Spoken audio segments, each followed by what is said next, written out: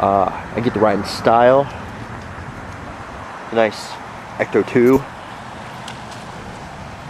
Shane's beautiful car. But we're on our way. And I'll see you guys there.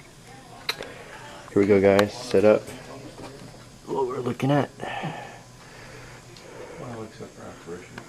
Kidney dialysis center. Can't say where at though.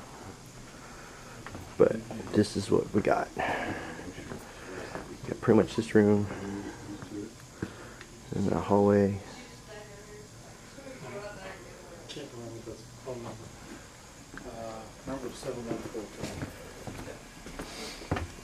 We got this room back here. Closet utility, you see shadows. Hear noises when they're in the other room. They hear people talking back here. All kinds of that kind of stuff.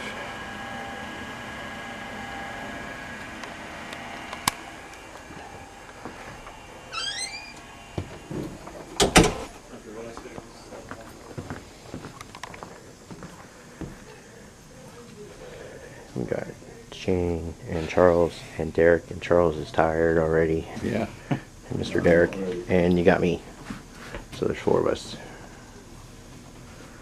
And one of the claims is one of the ladies that work here came in, seen a lady way down there at the far south, right there by that table, walk across, stop, look at her, then walk across into the break room, which is down one of those doors way down in the corner there. So we have cameras pointed down there, looking to see if we can capture something, some movement. Can't really turn the lights out, emergency use and stuff, so kind of doing it without flashlights and stuff. I mean, the light would have to move. Right now, the guys are trying to figure out the same amount. Some of the claims. Some of the claims are the say red clipboards. One of these pillars. They have claims of them actually moving like that by themselves, but it's pretty darn easy to move them, so any gust of wind, I can blow on it. Also, the thing about the shadow people, and they'll blow. Situation, they're not coming in here and it's pitch black and then you're seeing Right. cars drive on. It's this lit up. It's never dark. Yeah, it's never dark in here. And she said it wasn't even see-through, it was pretty solid. I mean, she actually saw the blonde hair, and she thought it was her boss, so I mean, that's pretty defined to be able to. And they've got more than one person who's seen it. Yeah, it's down there going from. At the same, well, shadow people at the same time, you've seen them. Then she said the same thing about the one going down the hallway. It was pretty solid. The another one I thought was odd though. I'm not sure what to think about this claim. Was the shadow person crawling across the floor, but then they said he was wearing a plaid shirt. Shadow person with clothing. And plaid at that. It's like. Where was that at? Just right out here? Plaid. Say what? Where was it crawling? Like Just right out in here? Across the floor, I believe. I think it was crawling this way across the floor. Well, they were saying these people sit in these chairs for what, 4 hours at a time every other day. Yeah. What about the possibility that there really is somebody getting in? We have a camera set up right here. They start talking about shirts. That's a pretty high-tech camera. Okay, I'll go with that one. It goes pretty far. Yeah, I'll go with that one. Full spectrum, seeing all range, but you're pretty much looking at out that way, back towards the station, where them, where the body actually, full body actually walks across here, and then you've actually seen it walk the same path I'm doing right now into the break room, which is right here. This is the break room, and then they come running back into here, and there's nothing here. There's no way in. I don't see anything that looks like an alarm system either. But the windows are sealed shut, so nobody's getting in the windows. They don't open. They're just pane glass sealed into the wall. All the windows are like that? The ones I've seen. These ones are. They don't open. They're sealed shut. Windows. We're trying to figure out if somebody could actually get inside. they've actually seen apparitions walk down this same hallway I'm walking down. We do have a camera. Right now we're just trying to debunk some of the claims. Charles is there, but they've seen full bodies walk down the hallway there, and then back there across, back to that corner room that's right by Charles. So that's pretty much what we're doing right now, just kind of getting a feel for the room, running some EVP work, seeing if we can catch any voices. We've tested the magnetic fields with the computers and the machines. Pretty much the machines right here where the power switches are give off a field, but once you come out to like here, it goes away. So, and they do say these monitors at every station, those monitors, they'll be working, and all of a sudden the screens will come on. They're always on, and all you have to do is bump the mouse and they come on. So any little movement, bumping the table, opening up a drawer, moving, would probably turn them on. So I wouldn't call that paranormal, but you never know. If we're sitting here and all of a sudden they just start coming on by themselves, you never know. So that's what we're trying to figure out right now. I'll get back with you guys if something interesting starts happening. Oh, wait. That radio will be playing during the day and the stations will change by itself. But that's pretty much the claims. You know, they hear voices from that back room, that door right behind Derek, when they're out here working. But that's pretty much it. So if something starts happening, I'll let you guys know. And we'll see you in a little bit. Yeah.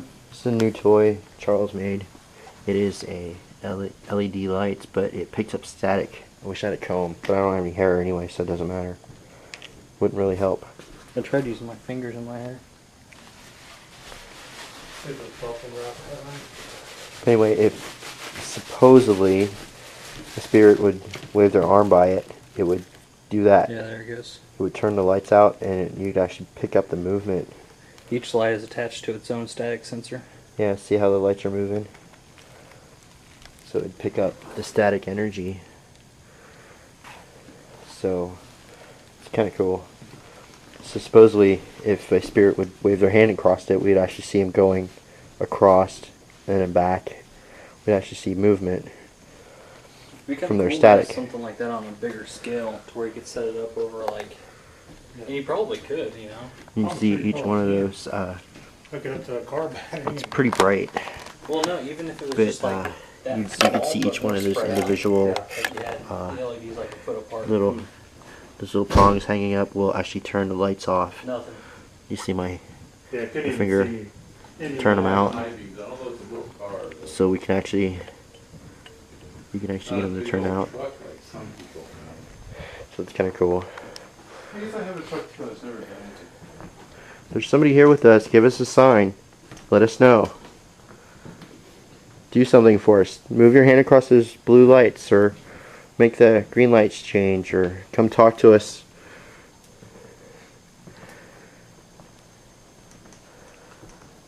If you were ever a patient here, can you make a noise next to the chair that you sat in?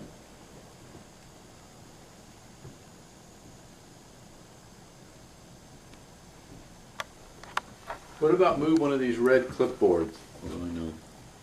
We have issues with that. How about moving one of these clipboards? Go back and listen to that. I thought I heard a voice.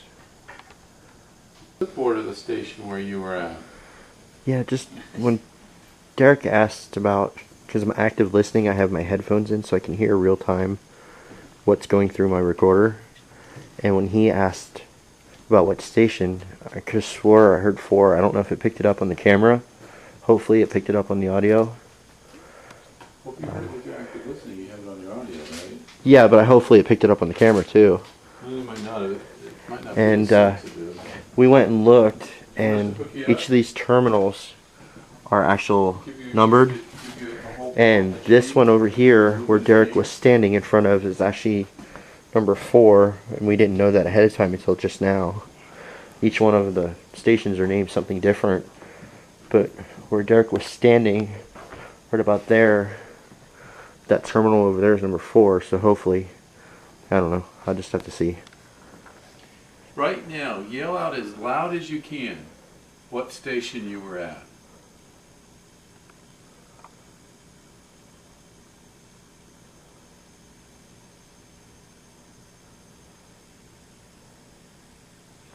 Shane's falling asleep over there.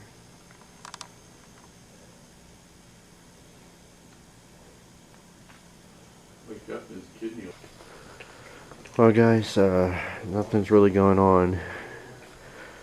Been here a couple hours now, and it's what, 11:30. Kind of just taking a break right at the moment.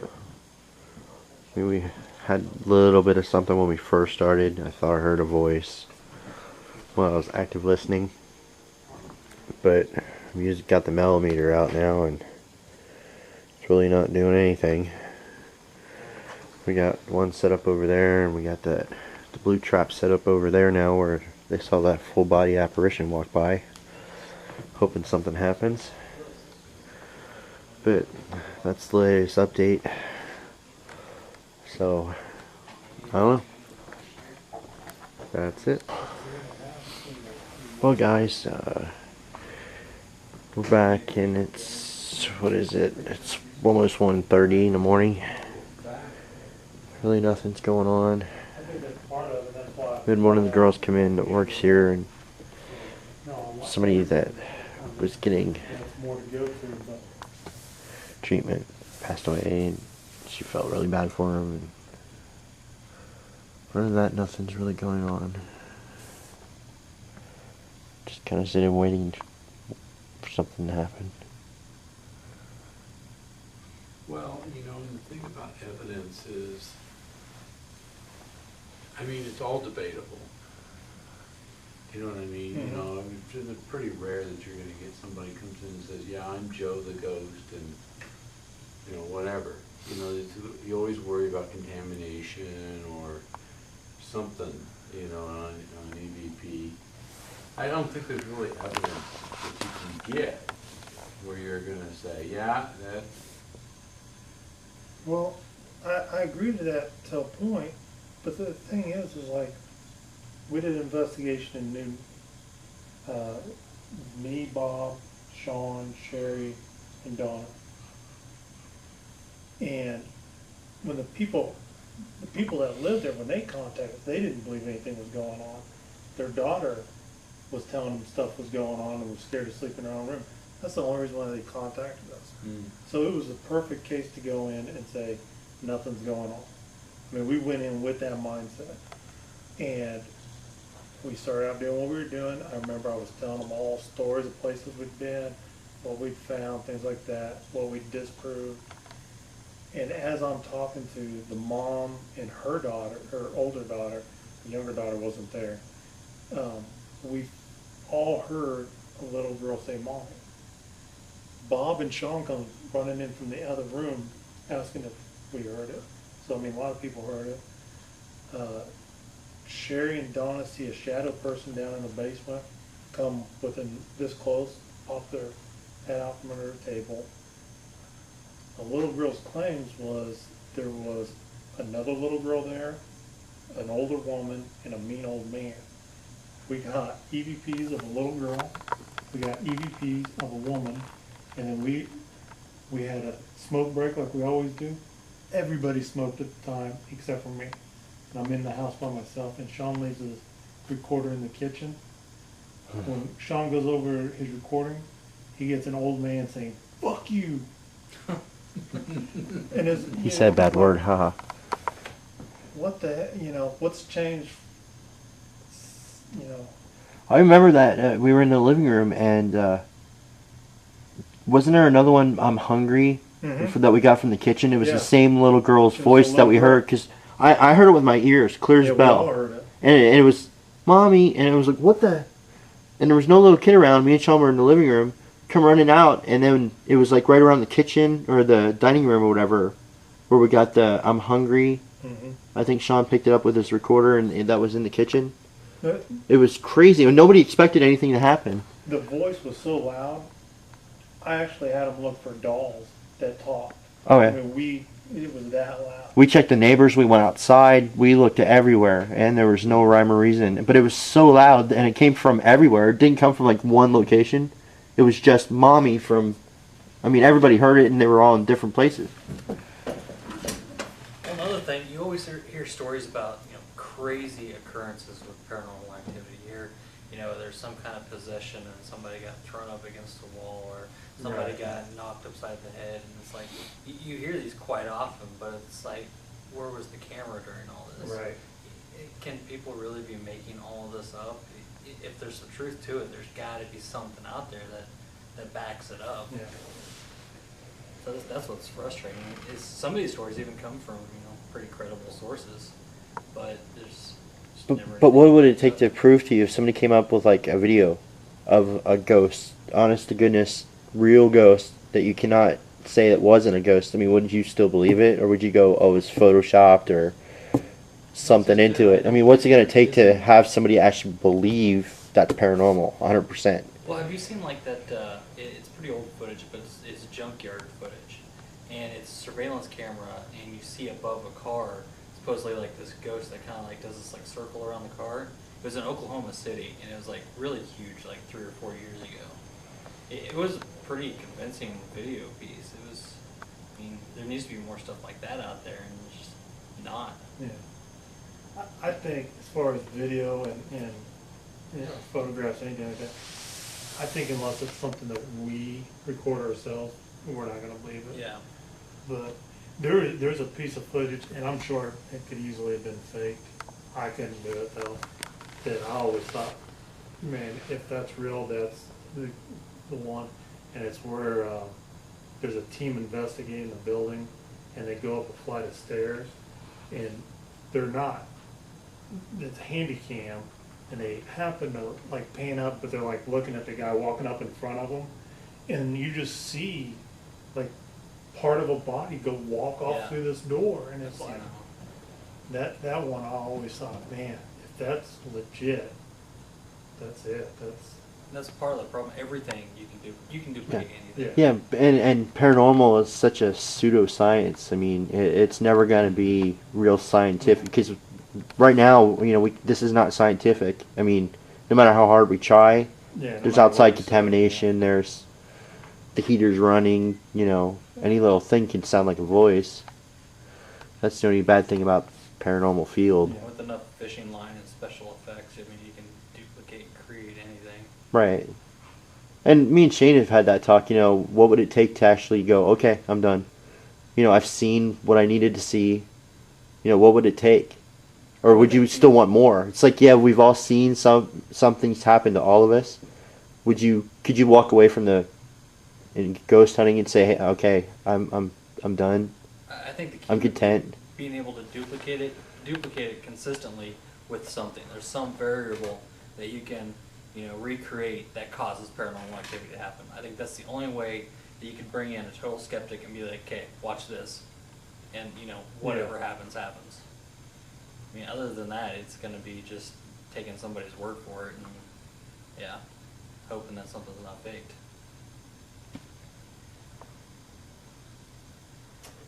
Yeah. I know you guys got to hear a little bit of what we do. We sit around and ponder our lives at 2 o'clock in the morning or 1:30, whatever it is. We ponder what we do.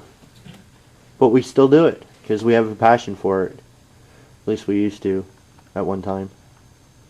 I'm just trying to try to figure out where my train of thought changed through this whole process.